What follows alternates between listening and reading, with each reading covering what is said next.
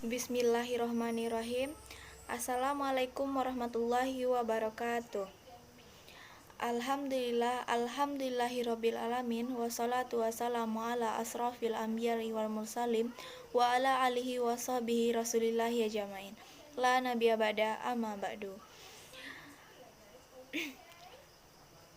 Pertama-tama marilah kita panjatkan puji dan syukur kepada Tuhan Yang Maha Esa yang telah memberikan rahmat dan hidayahnya kepada kita semua sehingga kita dapat mendengarkan pidato yang akan saya bawakan ini. Yang saya hormati Ibu Febrina Rizka selaku dosen pembimbing pada mata kuliah Bahasa Indonesia. Saya ucapkan banyak terima kasih atas kesempatan yang telah diberikan kepada saya untuk menyampaikan sebuah pidato yang berjudul Dampak Pandemi COVID-19 terhadap Dunia Pendidikan. Coronavirus merupakan keluarga besar virus yang menyebabkan penyakit pada manusia dan hewan. Pada manusia biasanya menyebabkan penyakit infeksi saluran pernafasan, mulai flu biasa hingga penyakit yang serius seperti Middle East Respiratory Syndrome atau MERS dan sindrom pernafasan akut berat atau Severe Acute Respiratory Syndrome atau SARS. Coronavirus jenis baru yang ditemukan pada manusia sejak kejadian luar biasa muncul di Wuhan, Cina pada Desember tahun 2019. Kemudian diberi nama Severe Acute Respiratory Syndrome Coronavirus 2 atau SARS-CoV-2 dan menyebabkan penyakit coronavirus disease 2019 atau COVID-19.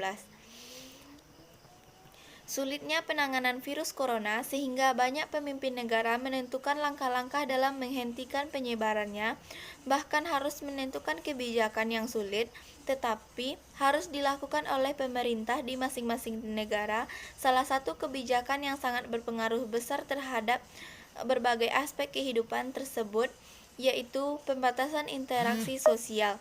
Di bidang pendidikan juga terdampak yang sangat besar, sebab demi menghentikan penyebaran corona, semua siswa dan gurunya belajar dari rumah yang mendadak dilakukan tanpa persiapan sama sekali. Pembelajaran daring ini kita lakukan secara mendadak tanpa persiapan sama sekali, sehingga ketidaksiapan semua unsur dalam pendidikan menjadi kendala yang besar juga. Adanya perubahan cara belajar mengajar dari tatap muka atau luring luar jaringan menjadi daring atau dalam jaringan membutuhkan kesiapan dari semua unsur, dimulai dari pemerintah, sekolah, guru, siswa, dan orang tua. Diakui memang pemerintah melonggarkan sistem penilaian pendidikan disesuaikan dengan keadaan darurat asalkan pembelajaran tetap dapat berlangsung tanpa harus dibebani dengan pencapaian kompetensi, sehingga banyak para guru menggunakan daring dengan memanfaatkan teknologi yang ada. Dari hasil survei dan analisis yang dilakukan penulis melalui kegiatan MONEF PJJ di sekolah binaan, diperoleh beberapa faktor utama yang menjadi kendala dalam pelaksanaan pembelajaran dengan menggunakan teknologi. Di antaranya adalah 1. Penguasaan teknologi, 2. Keterbatasan sarana dan prasarana, 3. Jaringan internet, 4. adalah pembiayaan. Minggu pertama di bulan Maret, saat pertama dilakukan pembelajaran jarak jauh, terdapat masalah yang sangat umum ditemukan yaitu penguasaan teknologi baik dari pihak sekolah, guru, siswa, dan orang tua. Alat komunikasi Android atau gawai atau telepon pintar yang sudah umum digunakan baru dimanfaatkan untuk hiburan saja, sedangkan saat dilakukannya PJJ atau pembelajaran jarak jauh seperti pada saat pandemi ini, kemampuan penguasaan teknologi itulah yang terpenting. Apa dan bagaimana memanfaatkan berbagai kemudahan yang dimiliki oleh Android tersebut, sehingga serempak semua sibuk belajar mencapai bagaimana menggunakan aplikasi atau aplikasi apa sehingga dapat mempermudah pertemuan lewat alat teknologi tersebut dalam pelaksanaan belajar dan pemantauan siswa. Timbul kesulitan sarana prasarana setelah pembelajaran jarak jauh diberlakukan. Pembelajaran daring harus memiliki sarana yang memadai. Banyak yang memiliki telepon tapi tidak support internet atau aplikasi yang diperlukan, sehingga baik sekolah, guru, siswa memerlukan sarana dan prasarana yang benar-benar support.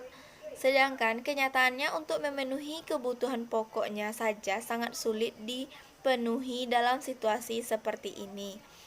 Kebutuhan jaringan internet, banyak sekolah, guru, dan siswa sulit mendapatkan jaringan internet yang stabil, bahkan ada yang masih belum terjangkau oleh jaringan tersebut.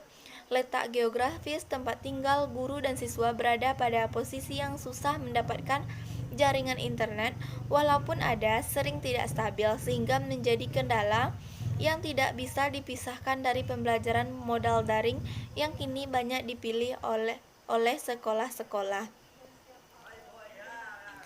Pembiayaan tentu saja sangat melekat pada semua rangkaian kendala tersebut, sebab dalam pengadaan sarana prasarana pembiayaan menjadi utama. Kuota yang menjadi kebutuhan primer membebankan pembiayaan keluarga.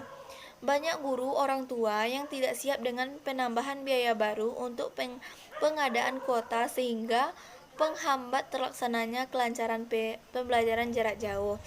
Pembelajaran daring bukanlah hal yang baru sebenarnya.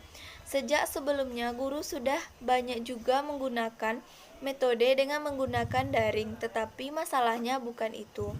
Masalahnya terletak pada penambahan biaya yang mendadak dan kondisi tidak ada usaha, sehingga corona ini benar-benar memberikan pengaruh yang sangat negatif terhadap dunia pendidikan. Pembelajaran dengan menggunakan teknologi di zaman sekarang memang tidak dapat dipisahkan dari kehidupan. Kemajuan teknologi memang memiliki pengaruh negatif dan pengaruh positif. Seperti pada saat pandemi corona ini, teknologi sangat diperlukan.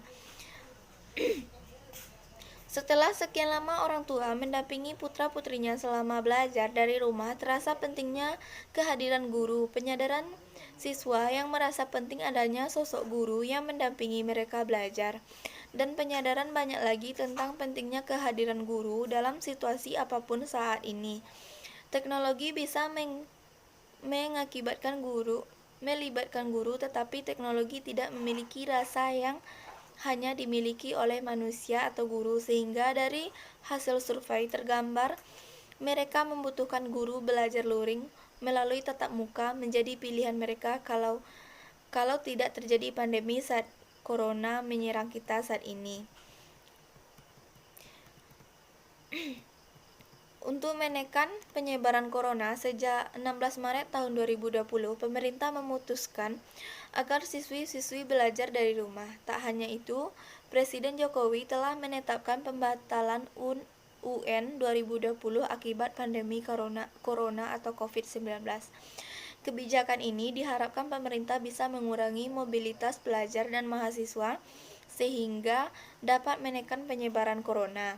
Dalam praktiknya, proses belajar mengajar di rumah, siswa dan guru dibantu dengan aplikasi belajar online, namun sejumlah kesulitan ditemui pada para guru saat menjalankan metode belajar dari rumah.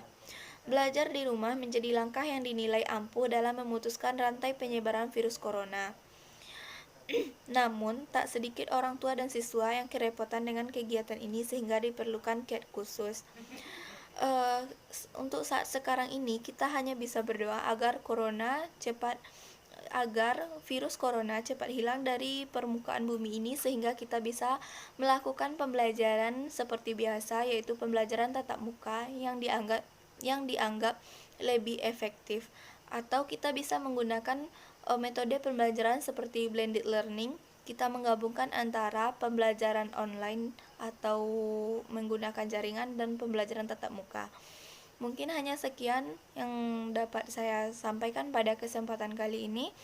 Terima kasih atas kesempatannya. Mohon maaf atas segala kekurangannya. Saya akhiri dengan Assalamualaikum warahmatullahi wabarakatuh.